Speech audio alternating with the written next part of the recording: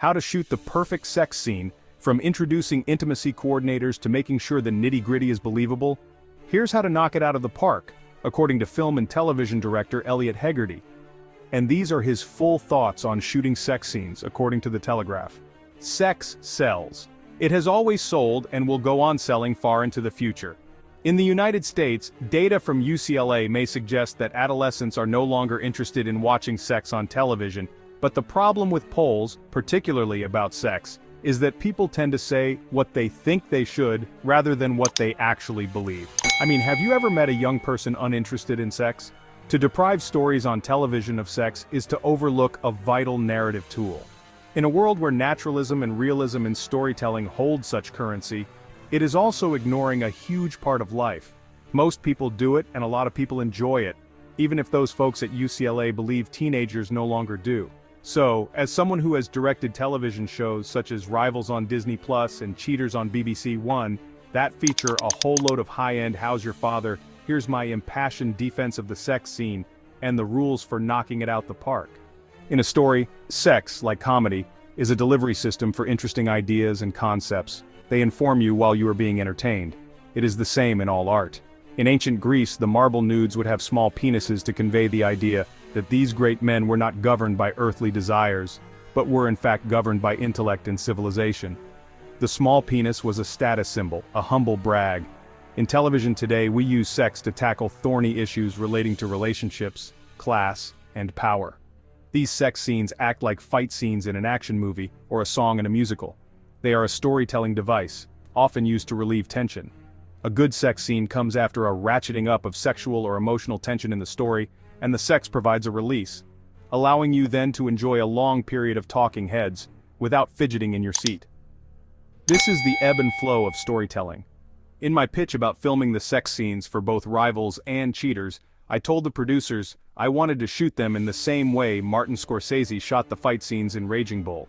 Each fight in that film was shot and edited differently, depending on Jake LaMotta's, Robert De Niro, state of mind, be it paranoia, anger, or catharsis. Sometimes we're inside the ring with De Niro, it's frenetic, they're handheld shots and full of quick edits. Other times, it's a single fluid shot gracefully circling the ropes in slow motion as he fights. I wanted to do the same in my sex scenes.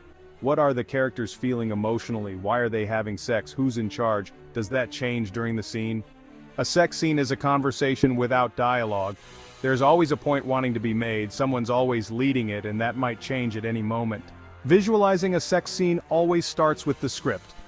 More often than not, the writer, producers, and myself discuss what the conversation being had in the bedroom or up against a wall is, or inside the cramped confines of a supersonic jet Lu. We then bring in the intimacy coordinator, a new and vital role on a film set.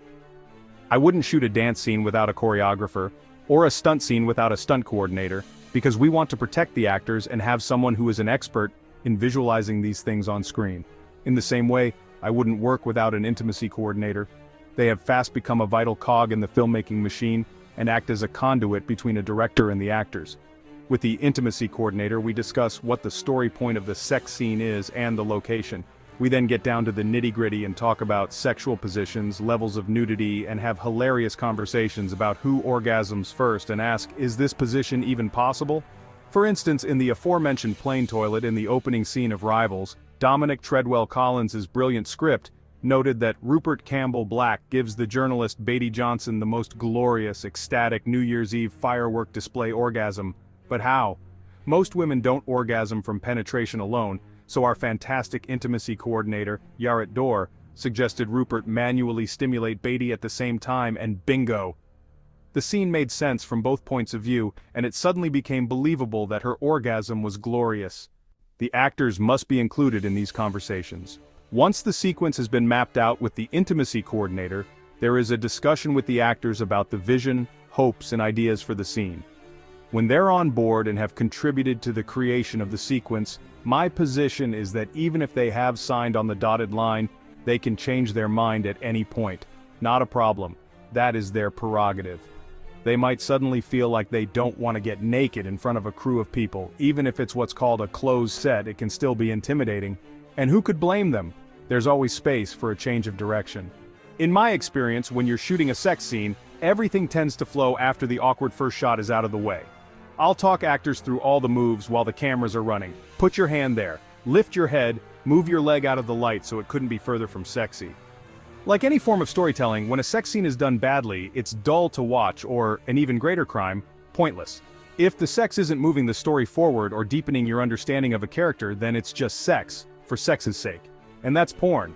But once the actors realize they're protected, they usually just relax, and you all start laughing at how ridiculous it is, because you're telling a great story. That's when you know you're doing it right. If you enjoyed this video, make sure to subscribe and hit the notification button for more insights from the world of filmmaking.